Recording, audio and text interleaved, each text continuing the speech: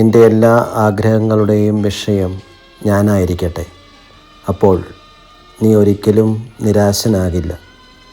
എന്നെ അന്വേഷിക്കുക, അപ്പോൾ നീ എന്നെ കണ്ടെത്തും.